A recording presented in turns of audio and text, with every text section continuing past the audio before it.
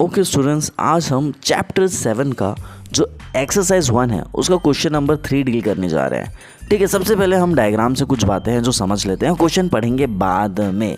देखो भाई, यहाँ पर क्या हो रहा है, BC में एक कट है और AD में एक कट है। इसका मतलब जो AD है वो BC के इक्वल हो रहा है।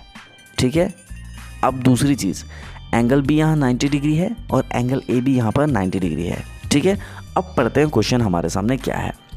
क्वेश्चन कह रहा है कि AD और BC जो है इक्वल परपेंडिकुलर है to the line segment AB।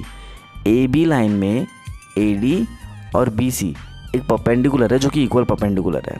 ठीक है, वो काम की चीज़ नहीं है जो अभी हमने पढ़ा है। काम की चीज़ क्या है, देखो, शो दैट क्या करना है, CD बाइसेक्ट्स कर रहा है AB को। इसका मतलब होता है CD काट रहा है। क्या कर रहा है? काट रहा है। किसको काट रहा है? AB को काट रहा है। AB को काट रहा है। कौन काट रहा है? CD काट रहा है। बात समझ में आ गई? तो इसके बारे में जो बातें हमने हैं आपको सारी की सारी बता दी है। यही हमारा आंसर है, जो क्वेश्चन में दिया है यही हमारा आंसर। मतलब ये लो भैया, 10 CD बाइसेक्ट्स AB, आ गया हमारा आंसर।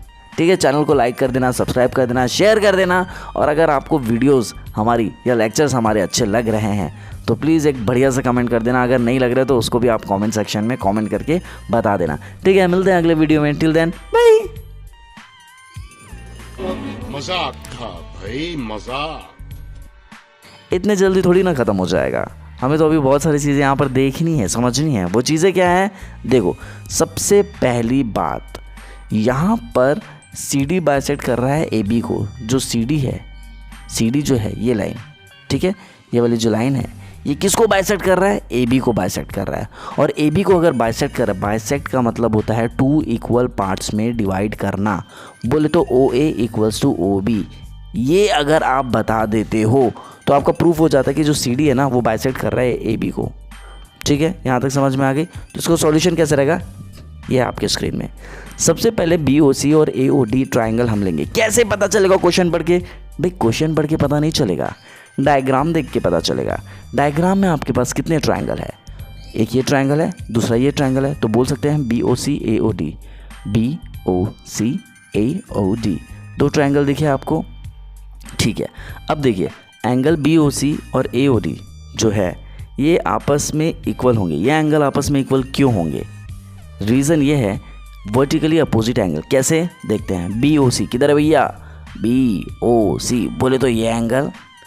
AOD बोले तो ये एंगल। पता है आपको, ये एंगल और ये एंगल इक्वल होते हैं आपस में वर्टिकली अपोजिट एंगल्स की वजह से। और ये वाली एंगल के इक्वल होती है वर्टिकली अपोजिट एंगल की वजह से। सारी चीज़ें हमने आपको इंट्रोडक्शन क्लास में भी बताई है। ठीक है, जो लाइन एंड एंगल्स है ना उसके इंट्रोडक्शन में हमने आपको बताई थी। ठीक है, यहाँ तक चीज़ें समझ में आ गई? ठीक है, अब देखो, हमने तो इस एंगल के बारे में बात कर ली है। अब हमें बताना है एंगल B और एंगल A के बारे में। तो हम यहाँ पर लिखने वाले हैं angle CBO equals to angle OAD। ये कितना है? 90 डिग्री है। ठीक है, दोनों जो एंगल है ये 90 डिग्री है। तो इसको लिखेंगे कैसे? CBO और क्या लिखेंगे? OAD। कुछ बच्चे कहेंगे DAO एंगल लिख सकते हैं क्या? हाँ भाई, बिल्कुल लिख सकते हैं।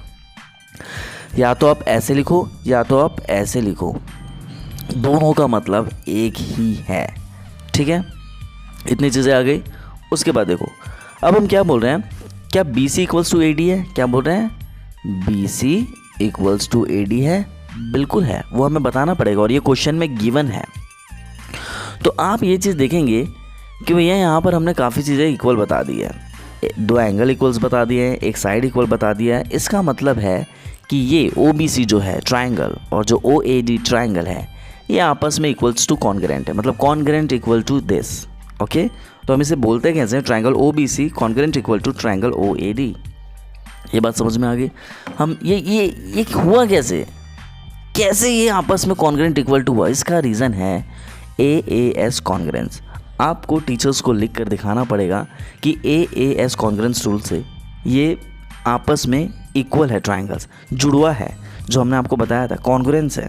ठीक है, अब देखो भाई, कुछ बातें हैं जो अधूरी है, जो आपको बताना ज़रूरी है। वो बातें हैं, देखो भाई, ओ दिख रहा है, कंप्लीट हो गया। बी ए दिख रहा है, ये बी, ठीक है, ऊपर वाला बी, नीचे वाला ए, ये बी ए भी कंप्लीट हो गया। इसके बाद यहाँ पर क्या है, B C A D. B C किधर है भैया, ये है बी सी, और ये क्या है, ए डी। सारी चीज़ें हमने इक्वल बता दी है।